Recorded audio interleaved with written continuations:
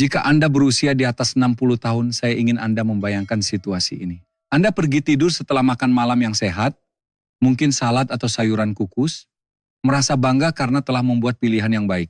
Namun menjelang pagi ada sesuatu yang terasa tidak beres. Kata-kata Anda menjadi tidak jelas. Lengan Anda terasa lemah, atau Anda terbangun dengan rasa pusing tanpa peringatan sebelumnya. Kebanyakan orang menganggap hal ini terjadi karena makanan yang digoreng atau gula. Tindakan itu bukan melindungi tubuh Anda, melainkan sama saja dengan mengusik singa yang sedang tidur.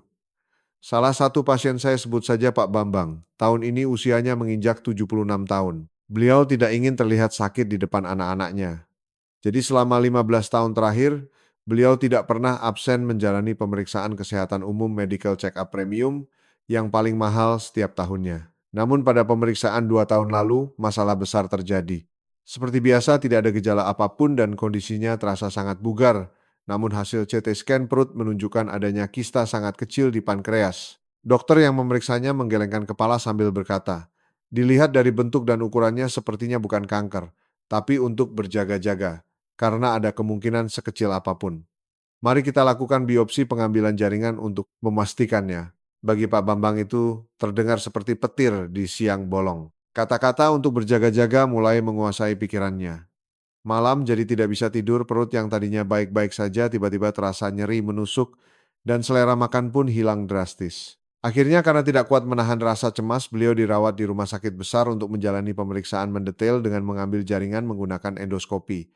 Menurut Anda bagaimana hasilnya? Syukurlah itu bukan kanker, hanya kista sederhana yang muncul karena faktor usia. Ibaratnya seperti tahi lalat di wajah. Namun masalah sebenarnya meledak saat proses pemeriksaan. Saat jaringan diambil, pankreas mengalami iritasi sehingga memicu pankreatitis akut. Bagi yang tahu betapa mengerikannya penyakit ini pasti paham. Rasa sakitnya luar biasa, ditambah lagi cairan pankreas bocor dan melarutkan organ di sekitarnya, sebuah komplikasi yang sangat mengerikan. Pak Bambang yang tadinya bangga dengan kesehatannya harus berjuang antara hidup dan mati di ICU selama sebulan penuh karena harus puasa berat badannya turun 10 kg hingga tinggal tulang berbalut kulit. Dan saat keluar rumah sakit, beliau bahkan tidak bisa berjalan sendiri, sehingga harus menggunakan kursi roda. Pemeriksaan yang tujuannya mencegah kanker justru membuat orang yang tadinya sehat walafiat menjadi pasien kritis dalam sekejap. Pada hari beliau keluar dari rumah sakit, beliau memegang tangan saya dengan mata berkaca-kaca dan berkata, "Dokter, saya telah mencari penyakit sendiri. Seharusnya ketidaktahuan adalah obat, tapi pemeriksaan kesehatan itulah yang justru menjebak saya." Bapak Ibu sekalian, apakah ini hanya nasib buruk yang menimpa Pak Bambang saja? Tidak. Saat ini pun banyak lansia yang terjerat dalam perangkap diagnosis berlebihan di rumah sakit. Ketika melewati usia 75 tahun, tubuh kita ibarat mobil tua yang sudah usang. Di sana-sini ada karat catnya agak terkelupas dan suku cadangnya mulai longgar. Ini bukan penyakit, melainkan jejak alami yang ditinggalkan oleh waktu. Namun mesin pemeriksaan super canggih tidak mentolerir jejak ini.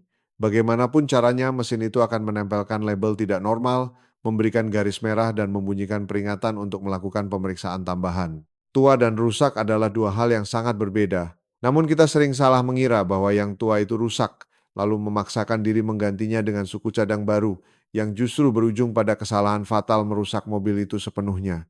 Hari ini di saluran nutrisi cerdas ini saya akan menyampaikan kebenaran pahit yang jarang dibicarakan oleh dokter kepada pasiennya, yang benar-benar Anda butuhkan untuk hidup sehat hingga usia 75 atau 80 tahun, bukanlah lembaran hasil pemeriksaan kesehatan yang mahal. Justru angka-angka kecil yang tertulis di lembar hasil pemeriksaan itu bisa membuat masa tua Anda menjadi neraka. Hari ini saya akan menjelaskan dengan tegas 5 jenis pemeriksaan yang mutlak tidak boleh dilakukan setelah usia 75 tahun. Dan daripada menyetorkan uang jutaan rupiah ke rumah sakit, saya akan menetapkan dengan pasti investasi apa yang benar-benar bisa memperpanjang umur dan mengembalikan vitalitas Anda. Jika Anda menonton video ini sampai habis, Anda tidak akan lagi tertipu oleh pemasaran rumah sakit dan bisa menjadi dokter utama yang bijak dalam menjaga tubuh sendiri. Jika Anda sudah menantikan cerita saya hari ini, silakan tekan tombol suka like dan tuliskan 2 kata sangat dinanti di kolom komentar. Satu klik dari Anda menjadi kekuatan besar bagi saya untuk lebih berani menyuarakan kebenaran.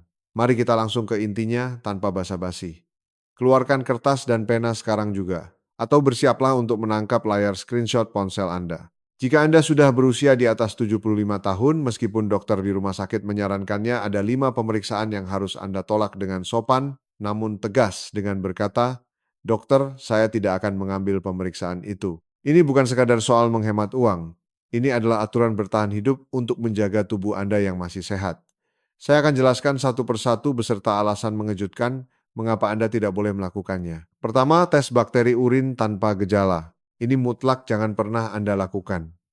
Pak Bambang justru terjerat oleh hal ini. Saat pemeriksaan kesehatan, beliau langsung ketakutan hanya karena dibilang ada bakteri di urinnya lalu meminum antibiotik. Padahal beliau sama sekali tidak ada gejala dan tidak sakit saat buang air kecil.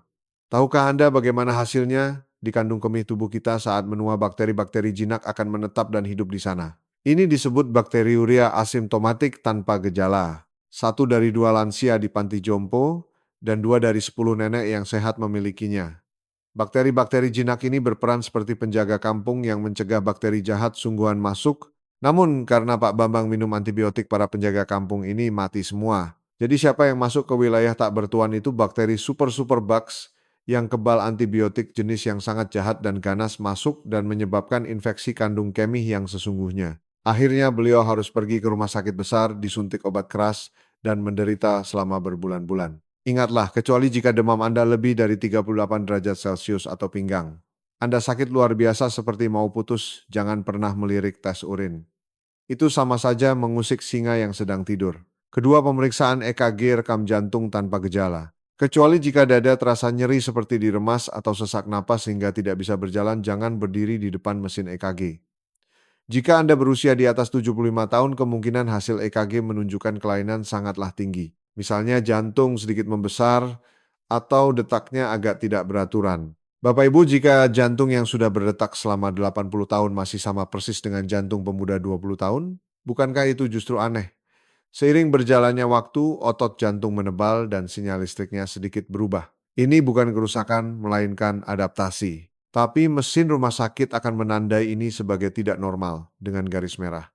Inilah titik awal dari apa yang ingin saya sebut sebagai efek air terjun. Seperti batu kecil yang jatuh menggelinding dan memicu tanah longsor besar, satu temuan kecil yang tidak normal pada EKG akan berlanjut ke CT scan, lalu berlanjut lagi ke angiografi pembuluh darah. Akhirnya orang yang datang berjalan kaki dengan sehat tiba-tiba mengalami kecelakaan medis seperti pembuluh darah pecah atau ginjal rusak saat menjalani prosedur penusukan pembuluh darah. Jika tidak ada gejala jantung Anda saat ini sedang berdetak dengan sangat baik, percayalah pada tubuh Anda, jangan percaya pada mesin.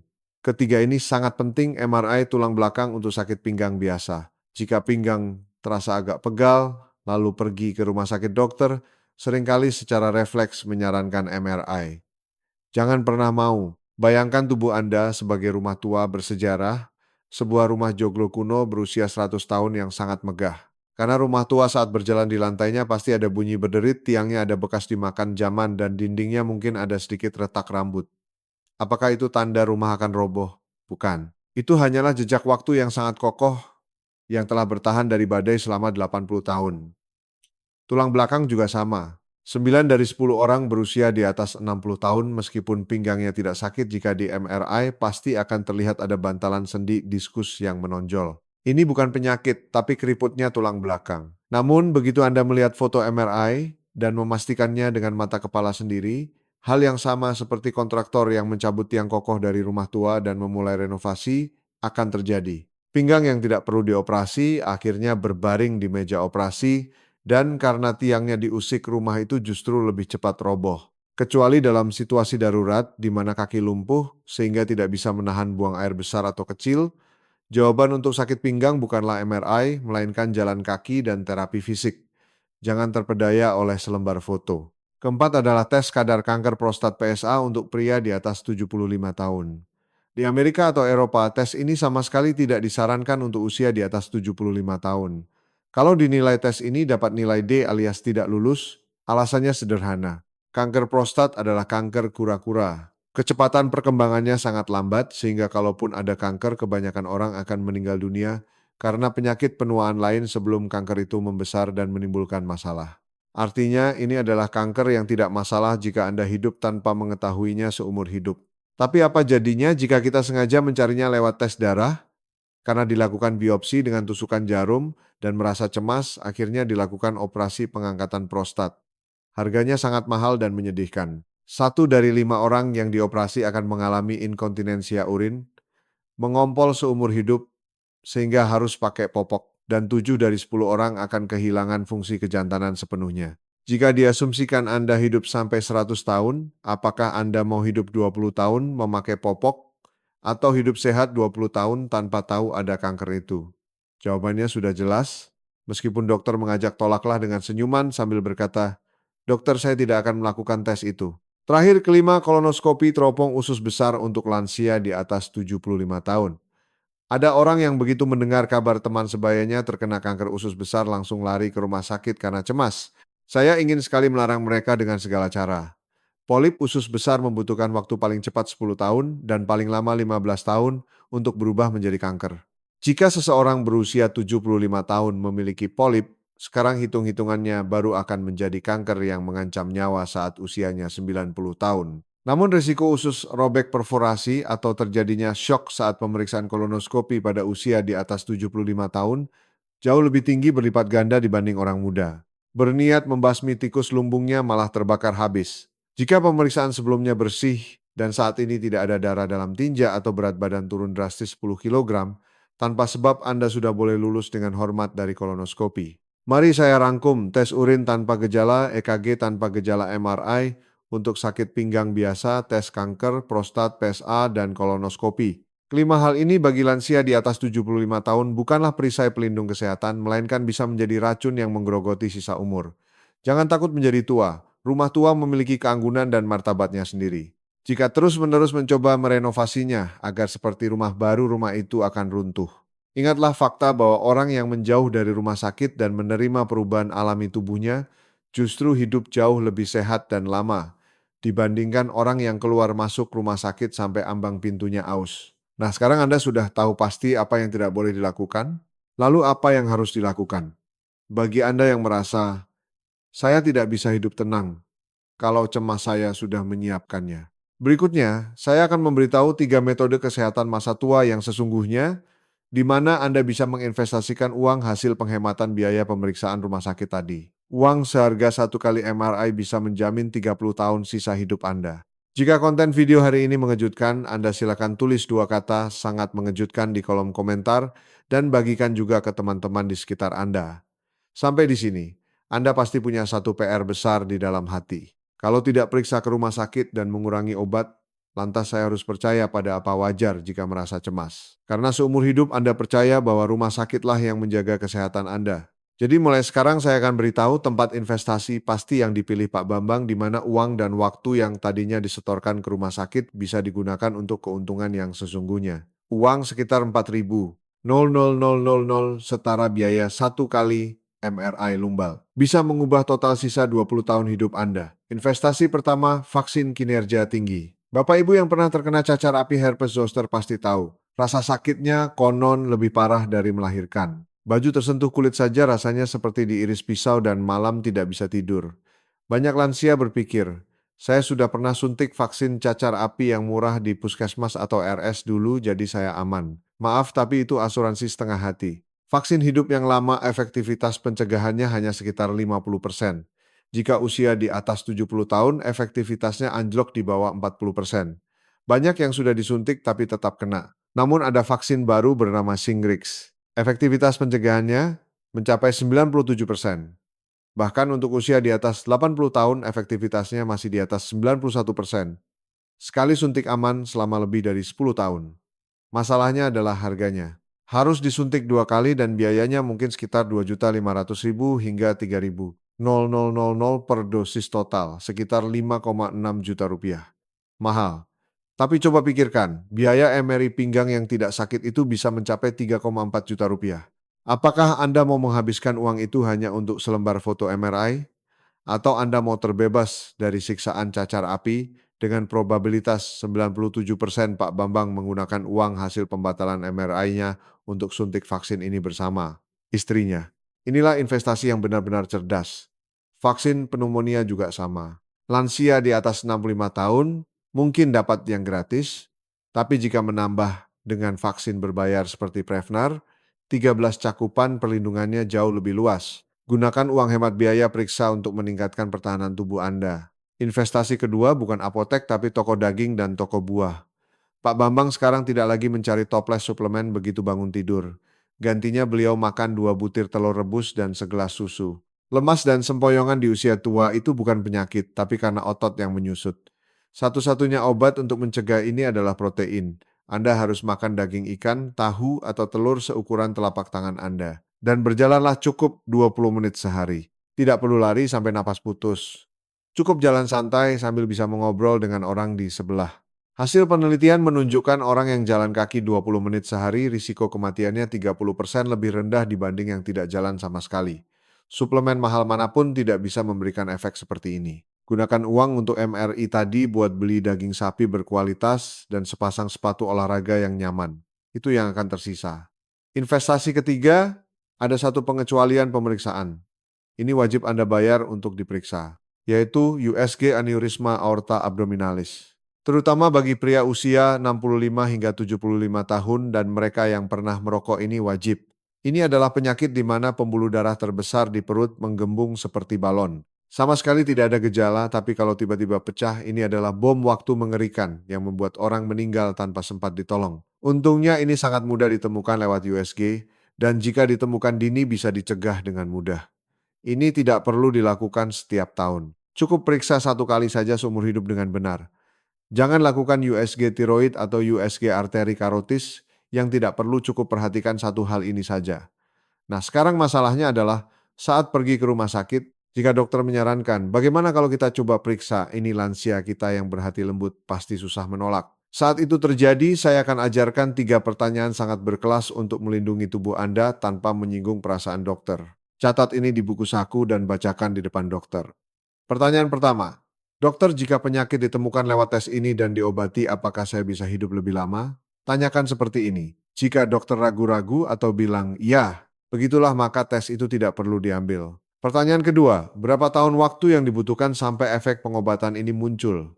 Jika butuh 10 tahun untuk melihat efeknya bagi lansia, 80 tahun pengobatan itu tidak bermakna. Lebih untung menghabiskan sisa waktu dengan hidup bahagia daripada diranjang rumah sakit. Pertanyaan ketiga, apakah terlambat jika saya tidak melakukannya sekarang dan baru periksa nanti saat gejalanya muncul?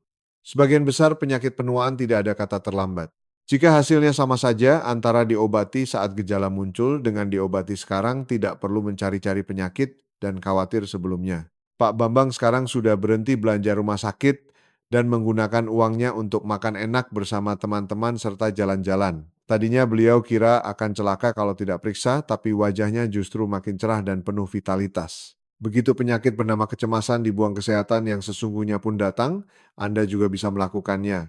Bagi yang mau mempraktikkannya mulai hari ini, silakan tulis angka 1 di kolom komentar. Angka 1 itu akan menjadi langkah pertama kemerdekaan kesehatan Anda untuk berdiri di atas kaki sendiri dan mengakhiri hidup yang bergantung pada rumah sakit. Bapak Ibu lansia yang saya cintai, dan para anak yang mengkhawatirkan kesehatan orang tuanya. Hari ini kita telah menghadapi kebenaran yang sedikit tidak nyaman namun wajib diketahui. Mungkin akal sehat kesehatan yang selama ini Anda percayai jadi terguncang hebat. Tapi tolong ingat satu hal ini, tubuh Anda bukanlah mesin rusak yang suku cadangnya harus diganti. Itu adalah buku sejarah agung yang telah bertahan dari badai selama 80 tahun membesarkan anak-anak dan membangun negeri ini. Sebagaimana mata kayu pada pohon tua bukanlah luka, melainkan lencana kehormatan keriput dan jejak penuaan di tubuh Anda. Bukanlah penyakit yang harus diobati, melainkan bukti kehidupan yang telah Anda jalani dengan gigih. Jadi tolong jangan sebut lencana itu sebagai penyakit lalu membedahnya dengan pisau dan memberinya obat. Terakhir saya ringkas poin intinya menjadi 3 hal. Ingat ini saja dan masa tua Anda akan terisi dengan kehangatan manusia, bukan bau rumah sakit. Pertama, setelah usia 75 tahun, pemeriksaan tanpa gejala adalah racun. Jangan lakukan pemeriksaan mendetail hanya karena urin keruh, bentuk grafik jantung agak aneh, atau pinggang pegal. Terutama tes angka kanker prostat dan kolonoskopi, mudaratnya jauh lebih besar daripada manfaatnya.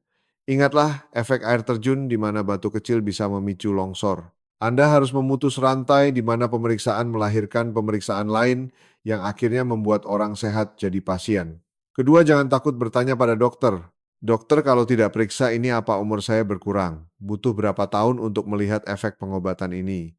Apakah terlambat jika diobati nanti saat sakit? Tiga pertanyaan ini adalah tali penyelamat yang akan menarik Anda keluar dari lumpur pengobatan berlebihan overtreatment. Yang lebih penting dari wibawa dokter adalah hak Anda untuk menjalani sisa hidup tanpa rasa sakit. Ketiga, investasikan uang hemat biaya RS untuk kesehatan yang nyata. Gunakan uang 4 juta ribu rupiah jatah MRI untuk suntik vaksin Shingrix. Gunakan waktu jatah check up untuk pergi ke toko daging, beli daging berkualitas, dan jalan kaki di taman sambil berjemur matahari. Dan ingat satu saja, USG aneurisma aorta abdominalis. Inilah manajemen keuangan dan manajemen kesehatan yang sesungguhnya di era 100 tahun. Pasien saya Pak Bambang kini tidak lagi menandai tanggal ke rumah sakit di kalendernya, gantinya beliau menandai hari pertemuan dengan teman atau hari menelepon cucu. Belum lama ini beliau datang ke ruang praktik dan berkata begini, "Dokter, setelah berhenti ke rumah sakit barulah terasa nikmatnya hidup. Karena saya mempercayai tubuh saya pun tidak mengkhianati saya." Senyum cerah itulah jawabannya. Saya berharap masa tua Anda tidak dipenuhi dengan lembaran hasil lab dan bungkus obat. Sebaliknya saya sangat berharap masa tua Anda dipenuhi dengan makanan lezat, percakapan yang menyenangkan, dan jalan santai yang menenangkan. Jangan cemas. Anda jauh lebih kuat dan sehat dari yang Anda kira. Semoga video hari ini menjadi pelita kecil bagi hati Anda yang sempat gulana. Agar kebenaran ini bisa sampai ke lebih banyak orang, silakan tekan tombol suka sekarang juga dan bagikan video ini lewat WhatsApp ke keluarga dan teman tercinta. Dan bagi yang ingin menemukan kesehatan sejati bersama saya ke depannya, jangan lupa tekan tombol subscribe, berlangganan, dan nyalakan lonceng notifikasi. Sampai jumpa, saya Dr. Budi Santoso, dokter setia yang menjaga Anda. Hari ini jangan pergi ke rumah sakit, pergilah ke taman. Terima kasih.